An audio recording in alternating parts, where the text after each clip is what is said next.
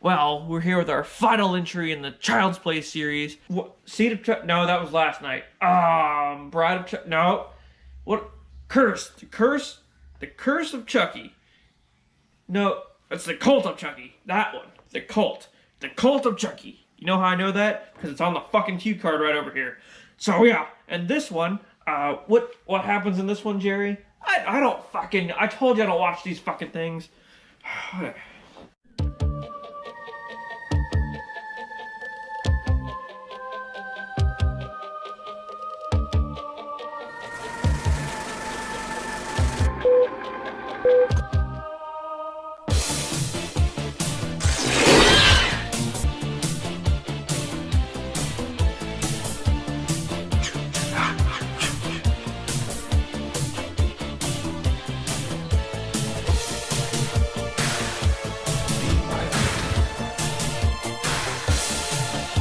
They were making love while that young boy drunk.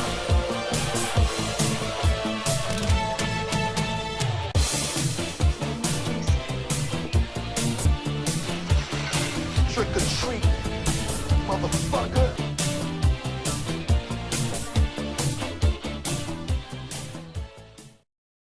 With your host, Freddy. Happy Halloween, bitch.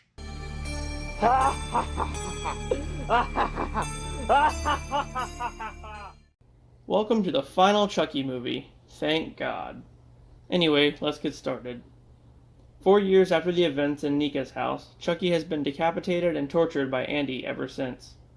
Meanwhile, Nica was sent to a mental hospital following the murders at her house. Her time in the hospital made her believe that there never was a Chucky and that she did in fact kill everyone in her house in the last movie. She gets transferred to another facility where she meets Malcolm, or Multiple Malcolm, who has multiple identity disorder. Angela, a chick who thinks she's dead, Claire, who burned her house down, and Madeline, a woman who killed her baby. Wow. Dr. Foley, Nica's doctor, has a therapy session in the group involving a good guy doll. Everyone seems to be creeped out by it except for Madeline, who thinks it's her baby. You fucking weirdo.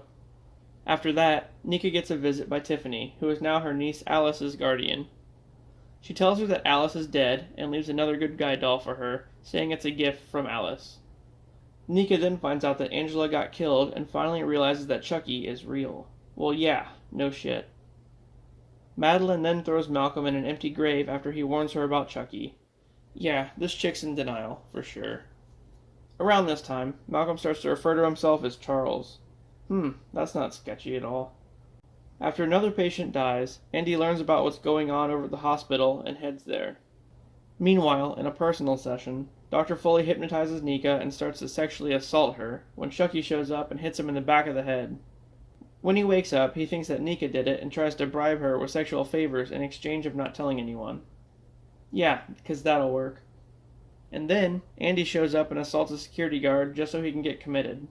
At this point, all these Chucky dolls start to come to life, and the one that Madeline thinks is her child kills her. But she lets it happen, so that's weird. The doctor tries to assault Nica a second time and gets knocked out again. Here, it's explained that the original Chucky found a spell on the internet that allowed him to separate his soul into multiple dolls at once, creating a cult, I guess. Then, one of the Chuckies transfers its soul into Nica, and she kills the doctor by stepping on his face with heels. Ouch.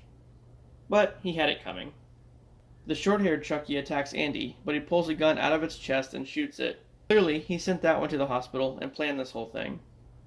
Just then, Nica shows up and taunts Andy, but he's out of ammo. She locks him in the cell and then leaves with Tiffany, who has another Tiffany doll in the back seat.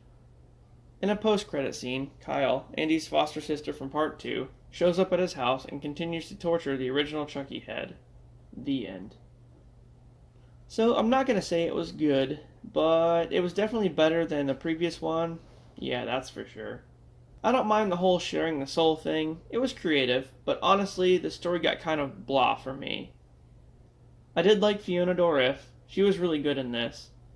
And who doesn't love Jennifer Tilly? I mean, come on. But aside from that, just stop it. Alright guys, join me tomorrow as I take a look at Halloween 1 and 2. I'll see you then.